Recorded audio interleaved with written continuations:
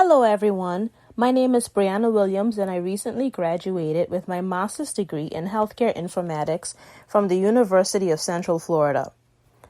I passed my CPHIMS exam in April and I want to talk about my experience and how I prepared for this exam.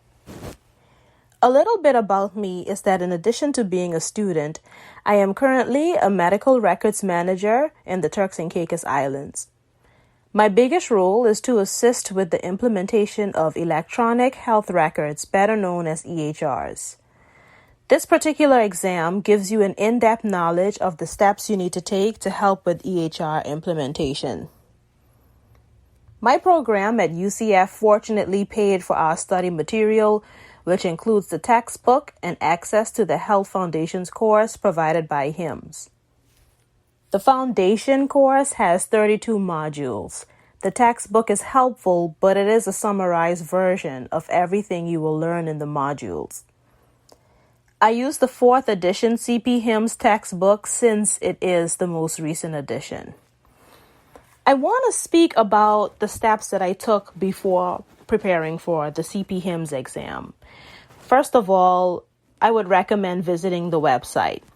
The website for CPHIMS has 3 important documents. One being the CPHIMS Competency Gap Assessment. This shows your readiness for the exam. Be honest with yourself when you look at this assessment. This immediately shows your weaknesses and strengths before you start studying for the exam. The second document is the CPHIMS Learning Plan, which has a list of resources for the exam. The third one is the CPHIMS Candidate Handbook, which gives you detailed information about the examination. Now I want to move along with the actual preparation for the CPHIMS exam. Preparation was tough and demanding. I was on study leave to complete my internship with Orlando Health. Keep in mind, the internship was a class as well. So I was out 12 hours a day. 9 to 4 for my internship, then 5 to 9 studying at the library to complete my modules for the exam. The modules were very time-consuming, and our professor gave us until March 20th to complete them. Although it seemed like enough time, we had a deadline for when we were allowed to take the exam in April. So I only had 2 weeks literally in April to read the textbook before I took the exam. That's why I was so grateful for Dr. Kenja's help, who taught me how to take the time to read information carefully, see what the question is asking, and it helped me to slow down and not make silly mistakes on the exam. I learned how to pick out keywords and phrases that helped me with the process of elimination so I could answer the questions to the best of my ability. I also had some assistance from Mr. Nurul Athar, who is actually from the CPHIMS India chapter. I met him on LinkedIn, and he had webinars and information about the exam, along with some practice questions that we did at the end of the webinar. He had 4 sessions. India is almost 10 hours ahead of us. So imagine, I had to wake up at 6 a.m. every Saturday for a month to catch his webinar, but I do not regret it. I would like to encourage you to look at the weight of the different areas and see which sections you need to focus on the most.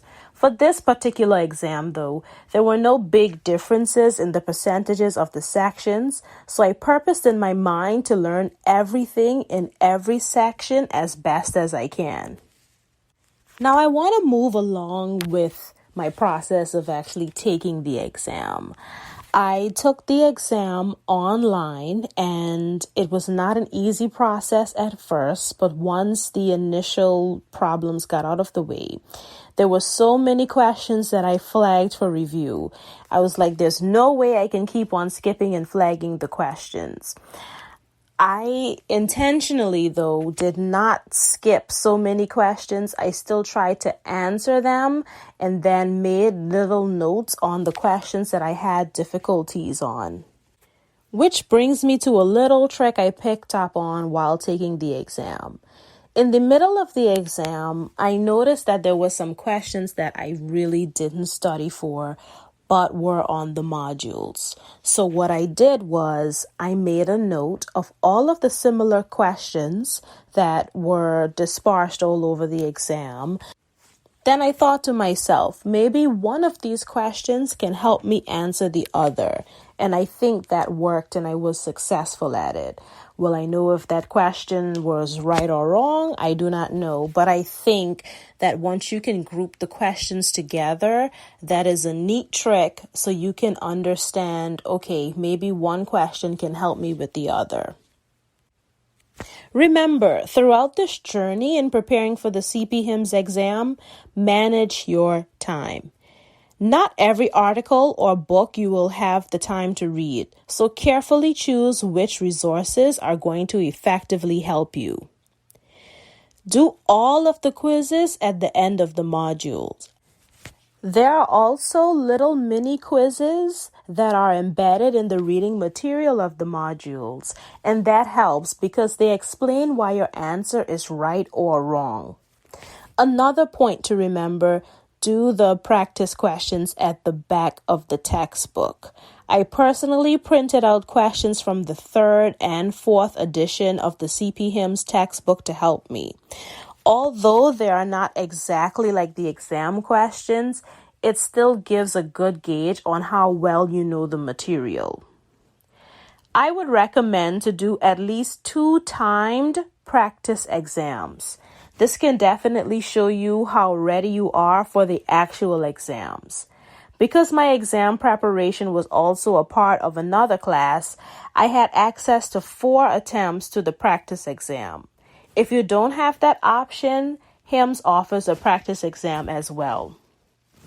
In closing, I want you to remember that you have worked so hard to get this credential. You have worked so hard to get to this point. Preparation and understanding the concepts are keys to be successful. Thank you for listening, and I wish you all the best on your exam.